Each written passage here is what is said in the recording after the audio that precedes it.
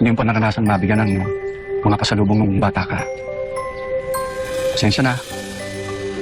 Yan lang yung nakayanan ko.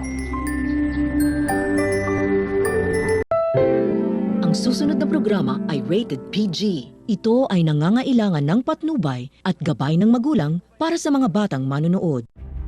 Patindi na po ng patindi ang mga eksena maging ang kaganapan na ating pagkatutukan at ating rin namang pagkasubaybayan dito lang sa ating pinagkakatutukan at pinagkakaabangan tuwing hapon na Mami Dearest. Simula pa lang din naman kasi ito na ito nga rin naman kasing si Flor ay tila nangangamba nga rin naman na sa ginawa nga rin naman kasi na sinabi nitong si Jade na buntis umano ito para lang nga din naman ay hindi nga ituloy nitong si Danilo ang pakikipaghiwalay nito sa kanya.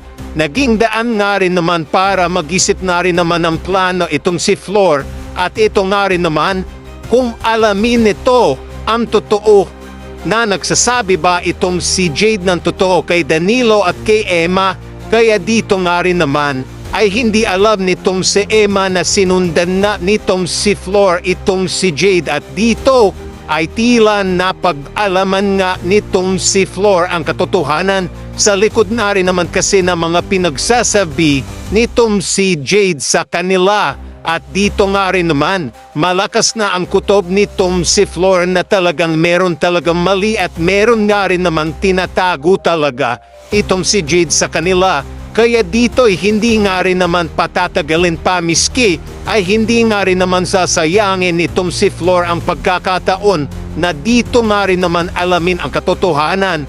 Ngunit dito nga rin sa kanyang malalaman, tila magiging simula nga din ito para lalong magulat na itong si Flor nang mapatunayan nga rin naman niya ang kanyang paghihinala nga rin naman ay totoo at hindi na nga rin naman matatago pa nitong si Jade na dito nga rin naman sasabihin nga nitong si Flor dito kay Emma ang natuklasan at nalaman nito mula dito nga kay Jade at nang tawagan nga nitong si Flor itong si Emma.